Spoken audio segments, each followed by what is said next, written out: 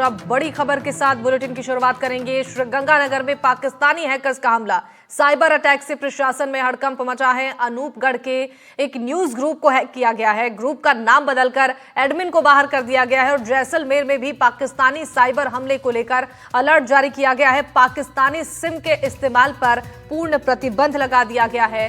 Pakistani tower से network सुरक्षा को खतरा है। प्रशासन ने कहा है लोगों को अलर्ट रहने के लिए। ये बड़ी खबर आप तक पहुंचा रही हैं, जहां श्रीगंगानगर में पाकिस्तानी हैकर्स का ये हमला देखने को मिला है और इस साइबर अटैक के बाद प्रशासन में हड़कंप मच गया है। अनूपगढ़ के एक न्यूज ग्रुप को हैक कर लिया गया है। इस ग्रुप का नाम बदलकर एडमिन को बाहर कर दिया गया है। जैसलमेर में भी पाकिस्तानी साइबर हमले को लेकर अलर्ट जारी हुआ है और पाकिस्तानी सिम के इस्तेमाल पर पूरी तरीके से प्रतिबंध लगा दिया गया है। प्रशासन ने कहा है कि पाकिस्तानी टावर से नेटवर्क सुरक्षा को खतरा है और प्रशासन ने लोगों को अलर्ट रहने को कहा है।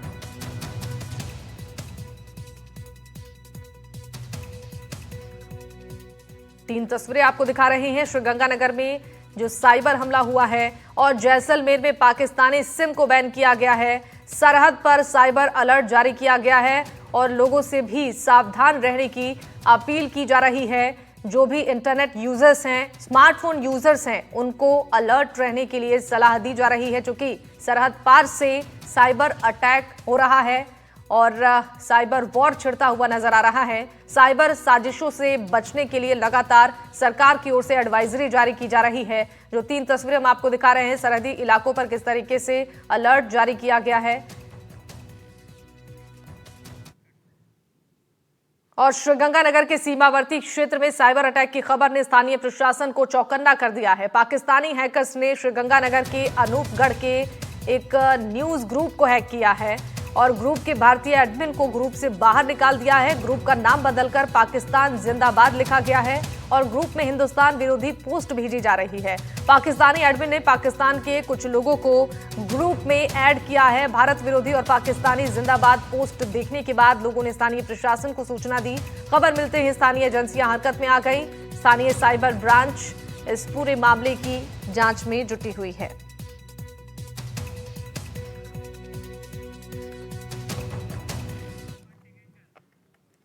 और चलिए बढ़ते हैं अब खबरों में आगे। श्रीगंगानगर के बाद जैसलमेर में पाकिस्तानी सिम के इस्तेमाल को लेकर पूरी तरह से प्रतिबंध लगा दिया गया है। पाकिस्तानी टावर से नेटवर्क आने पर राष्ट्रीय सुरक्षा के लिए खतरे की आशंका जताई गई है।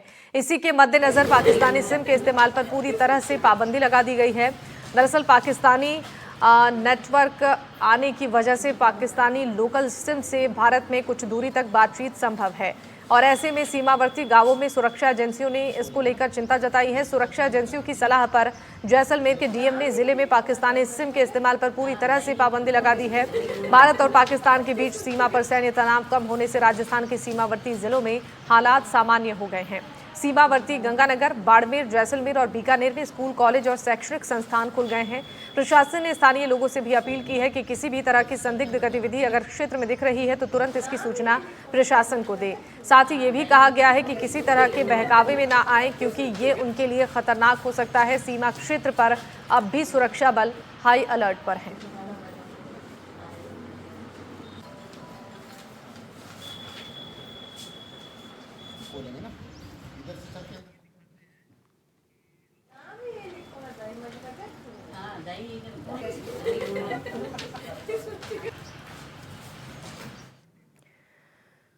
तो चलिए अब आपको ग्राफिक्स के जरिए दिखाते हैं कि किस तरीके से वायरस अटैक से आपको बचना है, क्या क्या सावधानियां आपको बरतनी है और किस तरीके से लगातार साइबर हमले यहां पर किए जा रहे हैं, लोगों को टारगेट किया जा रहा है।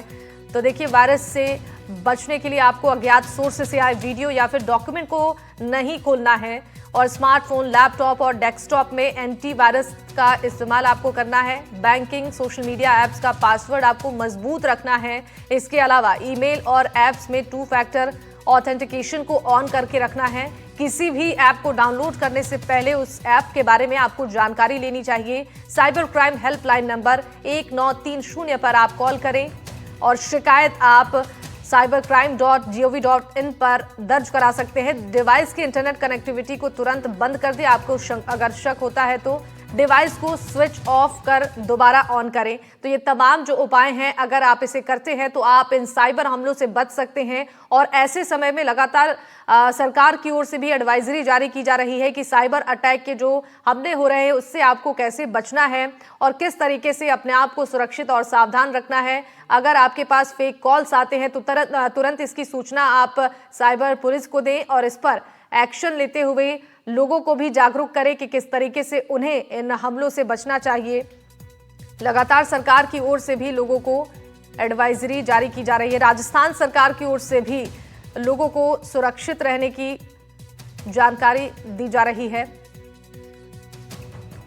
इस खबर पर ज्यादा जानकारी देने के लिए हमारे साथ सहयोगी प्रदीप जुड़ चुके हैं। प्रदीप, देखिए लगातार साइबर हमले हो रहे हैं और ऐसे में लोगों को सावधान और सतर्क रहने के लिए क्या कुछ एडवाइजरी सरकार की ओर से जारी की जा रही है? कैसे सावधान रहना है इस समय में लोगों को?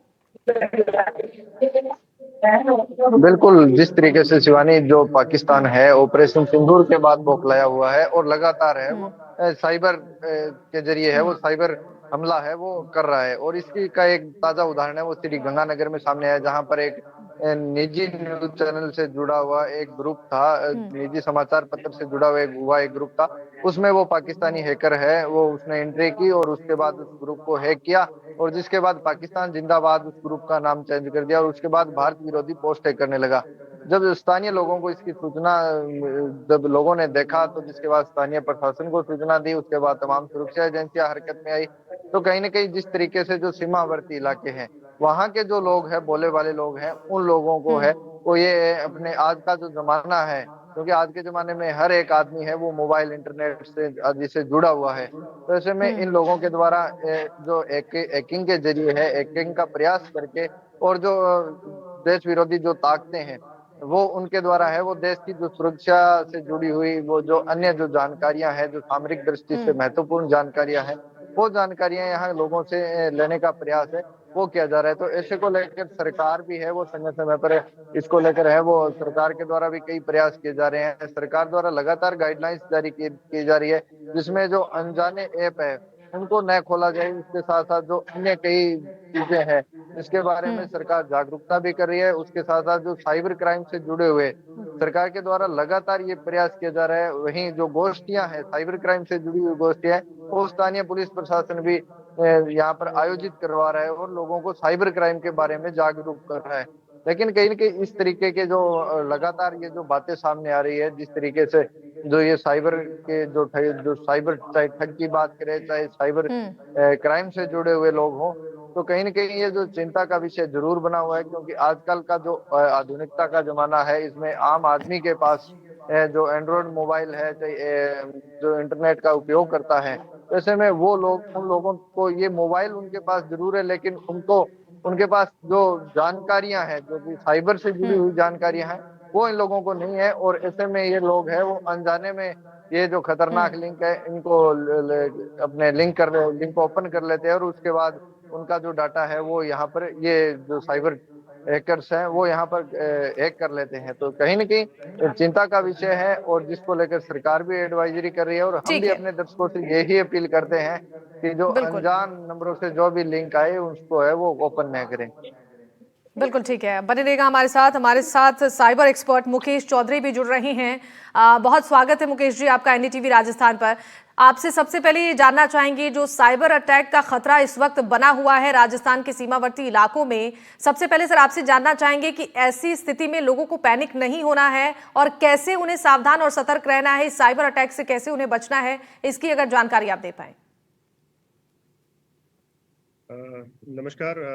इम्पोर्टेंट है क्योंकि अभी साइबर वॉरफेयर और इंफॉर्मेशन वॉरफेयर सब चल रहा है।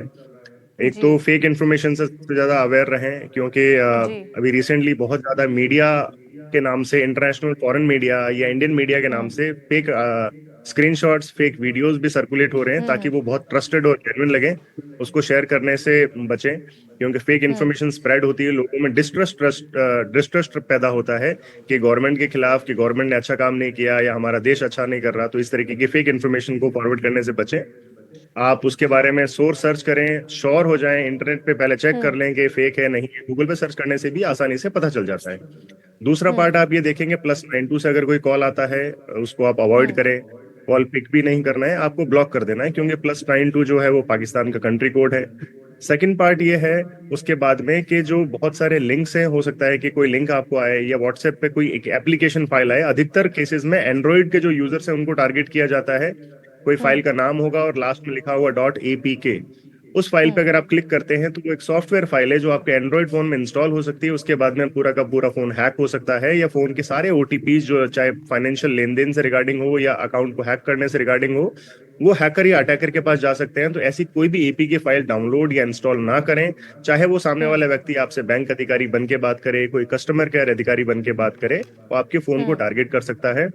अगर कोई सस्पिशियस लिंक आपको मिलता है, आपको लगता है कि ये न्यूज का या खबर का लिंक है या इसमें कोई बहुत इंपॉर्टेंट जानकारी है, इस तरीके से आपको अट्रैक्ट किया जाएगा, आप उस पर क्लिक करके देखना चाहते हैं कि उसमें क्या है, तो उससे देखने से पहले एक वेबसाइट है virustotal.com, virustotal.com, virustotal.com पे इस लिंक को स्कैन कर सकते हैं। इस लिंक पे 90 से अधिक एंटीवायरस हैं, वर्ल्ड के सभी बेस्ट एंटीवायरस हैं, जो लिंक को स्कैन करके आपको ये जानकारी देंगे कि इस लिंक को खोलना कितना सेफ है, कितना सुरक्षित है, नहीं है। तो आप चेक करके फिर उसके बाद में लिंक को ओपन कर सकते हैं। इस तरीके से आप अपने आप को सुरक्षित रख सकते हैं। बहुत ही महत्वपूर्ण जानकारी आपने दी है मुकेश जी। आपसे ये भी जानना चाहेंगे, पाकिस्तान की ओर से मोबाइल टावरों की रेंज को बढ़ा दिया गया है। एक खतरा ये भी सीमावर्ती इलाकों में राजस्थान के लिए बढ़ता हुआ नजर आ रहा है, क्योंकि इससे काफी आसान हो जाएगा पाकिस्तानी हैकर्स को निशाना यहाँ पर लोगों को बनाना। ऐसे में लोग किस तरीके से आगे सावधान रहें, उन्हें क्या अगर इस तरीके की कोई जानकारी मिलती है तो उन्हें उस वक्त में करना चाहिए, क्योंकि ऐसी सिचुएशन में लोग समझना उनके लिए थोड़ा मुश्किल हो जाता है। तो आसान तरीके से इसे कैसे इसकी कंप्लेंट पहुंचाएं साइबर टीम तक और इससे मदद ले पाए? तो एक तो इजी पार्ट ये है कि कंप्लेंट पहुंचाना बहुत मुश्किल है नहीं। आप अपने लोकल थाने तक कंप्लेंट पहुंचा सकते हैं, लोकल पुलिस स्टेशन को इन्फॉर्म कर सकते हैं, जो कि आसान भी है अप्रोच करना भी। अगर कई बार कुछ नंबर होते हैं जहां पे वो हो सकता है कि सही से बात नहीं हो पाए, कस्टमर ये जो पुलिस के नंबर भी होते हैं कई बार बिजी होते हैं, तो अगर आपको लगता है कि कोई इन्फॉर्मेशन इंपॉर्टेंट है, किसी ने आपको अप्रोच या टारगेट करने की कोशिश की, इस तरीके की इन्फॉर्मेशन है, कई बार जो बॉर्डर एरियाज है वहां पे वो लोग टारगेट करते हैं, जर्नलिस्ट बन के बात कर सकते हैं या कोई अधिकारी बन के बात कर सकते हैं कि आपके एरिया में कोई डैमेज हुआ है, आपके एरिया, आपके आसपास, आपके सराउंडिंग बॉर्डर एरियाज में खबर लेने के नाम से भी आपको टारगेट किया जा सकता है। तो ऐसा कुछ भी आपको इंडिकेशन मिलता है तो आप अपने लोकल पुलिस को इन्फॉर्म करें, और लोकल पुलिस से संबंधित इंटेलिजेंस डिपार्टमेंट को वो इन्फॉर्मेशन फ्लोट या सर्कुलेट हो जाती है। तो बहुत आसान तरीके से आप अपने लोकल पुलिस स्टेशन को रिपोर्ट कर सकते हैं, और एक आप जिम्मेदार नागरिक जो हैं उसका आप रोल प्ले कर सकते हैं, ताकि आपकी तरफ से कंट्री को इस सिचुएशन में, इस वॉर काइंड ऑफ सिचुएशन में कंट्री को भी आप कंट्रीब्यूट कर सकते हैं। बिल्कुल सही कहा सर आपने। आपसे ये भी जानना चाहेंगे, देखिए जिस तरीके से साइबर हमले अलग अलग तरीके से किए जा रहे हैं, अलग अलग तरकीब ये साइबर हैकर्स अपना रहे हैं, ऐसे में जो ग्रामीण क्षेत्र के लोग हैं उन्हें समझने में मुश्किल हो रही है, क्योंकि जागरूकता का अभाव भी है लोगों के बीच, और ऐसे में लोग आसानी से टारगेट बनते जा रहे हैं। ऐसे लोगों के लिए क्या पहचान होना जरूरी है कि वो अपने आप को सुरक्षित सावधान रखें, और साथ ही साथ जागरूकता लोगों के बीच फैलाया जाए? उसके लिए जैसे मैंने बताया आपको कि सबसे पहले हमें ध्यान रखना है कि हमें सारे न्यूज पे सारे जितना भी मैसेज या वीडियो सर्कुलेट किए जा रहे हैं, बहुत ज्यादा कंटेंट जो है वो एआई से जनरेट हो रहा है, जिसके अंदर अटैक दिखाए जा रहे हैं कि हो सकता है कि ये इंडिया का विमान था, ये फाइटर जेट था, इसको इस तरीके से अटैक किया गया। अब वो विमान पता नहीं कौन से देश का था, आपको पता भी नहीं है वीडियो के बारे में, और जो अटैक, कोई ड्रोन अटैक दिखा दिया जाएगा किसी एरिया का, वो पता नहीं कौन से सच में रियल में हुआ भी नहीं हुआ, भारत में हुआ, पाकिस्तान में हुआ।